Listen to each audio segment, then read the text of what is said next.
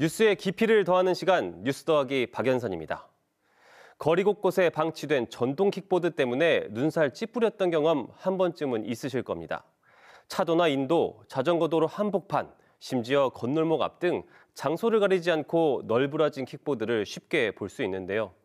별도 거치 공간이 있어도 대부분 목적지까지 도착하면 아무렇게 세워두거나 다른 방치 킥보드 옆에 세워두고 사라지는 경우가 부지기수입니다.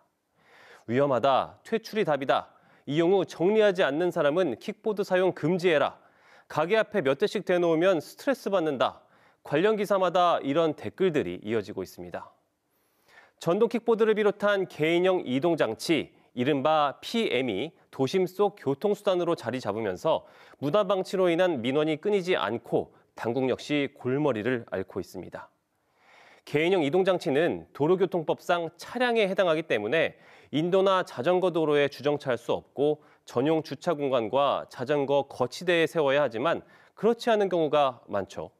미관을 해치는 것은 물론 통행을 방해하고 보행자가 걸려 넘어지는 안전사고까지 유발하고 있어 지자체들도 강제 견인 조치 등 대책 마련에 나서고 있습니다. 대전시는 지난해 관련 조례를 개정해서 대여업체에 방치된 PM을 1시간 이내에 수거하거나 이동시키도록 하고 있는데요.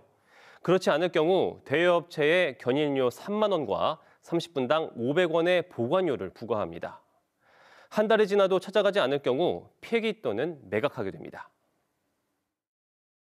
앞으로 자치구 단속 인력에 대한 인건비를 지원하고 무단 방치 PM에 대한 효율적 업무 처리를 위한 민원관리 시스템도 상반기에 개발할 예정입니다. 또한 경찰청 등 유관기관과의 협력 강화를 통해서 보행자와 이용자 모두가 안전한 환경을 조성할 수 있도록 최선의 거리에 방치된 PM을 강제 견인하는 곳은 서울에 이어 대전이 두 번째. 하지만 한계는 여전합니다. 대여업체를 강력히 처벌할 수 있는 법적 근거가 없기 때문인데 대여업체는 등록제인데다 관리를 소홀히 해도 제재는 미약하기만 합니다. 최근엔 새로운 시도도 주목을 받고 있습니다.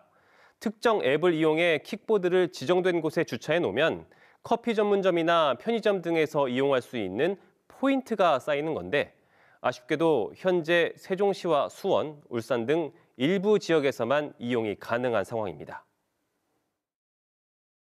이동은 편리해졌지만 특히 보행자들은 이동이 불편해지고 그리고 안전 문제가 좀 심각해져서 지자체에서 이러한 조치들을 취하고 있는 것 같은데요.